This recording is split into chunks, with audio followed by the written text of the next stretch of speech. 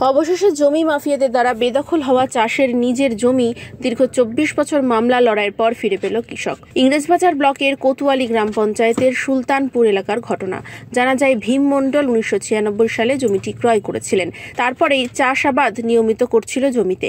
হঠাৎ কিছু জমি মাফিয়া তাদের বলে দাবি করে সেই জমিটি। তারপর থেকে মামলা শুরু হয়। অবশেষে ভীম মণ্ডল ২০২১ সালে মারা যাওয়ার পর পরিবারের লোকজন জমিতে যাতায়াত করতে না পারায় সেই সুযোগ নিয়ে মন্দিরের নাম ভাঙিয়ে সুনীল রায়, বিজয় রাউত, সনাতন গোস্বামী, বাটুল রাউত, অমিত রাউত সহ বেশ কিছু জমি মাফিয়া তাদের জমি দখল করে নেয় এবং তার প্রতিবাদ করলে তাদের উপর চড়াও হয় এবং প্রাণনাশের হুমকি পর্যন্ত দেওয়া হয় বলে অভিযোগ। অবশেষে পৈতৃক ও স্বামীর জমি ফিরে পেতে প্রয়াত ভীম মণ্ডলের ছেলে সমীর মণ্ডল ও তার স্ত্রী পুষ্প মণ্ডল সিভিক কোর্ট, জর্জ কোর্ট ও হাইকোর্টে আদালতে মামলা করে। আদালত দুই পক্ষের সমস্ত নথিপত্র যাচাই করে অবশেষে প্রয়াত ভীম মণ্ডলের পরিবারের পক্ষে রায় দেয় এবং দ্রুত নিজের জমি ঘিরে নেওয়ার অনুমতি দেয় বলেই জানায় পরিবারের লোকজন। আদালতের রায়ে দীর্ঘ কয়েক বছর পর জমি ফিরে পেয়ে খুশি। সেই মতো রবিবার তার নিজের জমি ঘিরতে গেলে বাধার সম্মুখীন হয় বলেই অভিযোগ। খবর পেয়ে পুলিশ ঘটনাস্থলে গিয়ে দুই পক্ষের উপযুক্ত নথি নিয়ে থানায় ডাকেন। এরপরে দুই পক্ষের নথিপত্র যাচাই করে সঠিক মালিক যাতে জায়গা বুঝে পায় তার জন্য পুলিশের তরফ থেকে সমস্ত রকম সহযোগিতা করা হবে বলেও পুলিশ সূত্রে জানা গিয়েছে। এই জায়গাতে আমাদের দীর্ঘদিন ধরে কেস চলছিল, প্রায় ২০০০ থেকে। সিভিল কোর্ট, জজ কোর্ট, ডিএলআরও, হাইকোর্ট, এলআরটিডি সব কিছুতে আমরা যেটা রায় পেয়েছি। তো কোর্ট থেকেও আমরা একটা অর্ডার পেয়েছি, যেন মাঠে এসছি।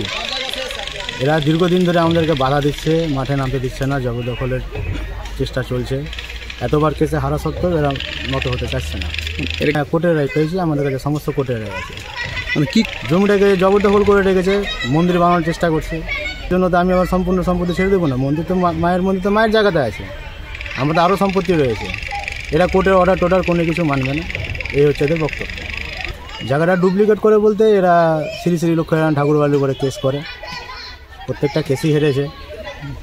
সিভিল কোর্ট, জজ কোর্ট, ডিএলআরও, হাইকোর্ট, এলআরটিডি সব যেটা রায়ের কপিও আছে আমাদের কাছে, সব হেরেছে।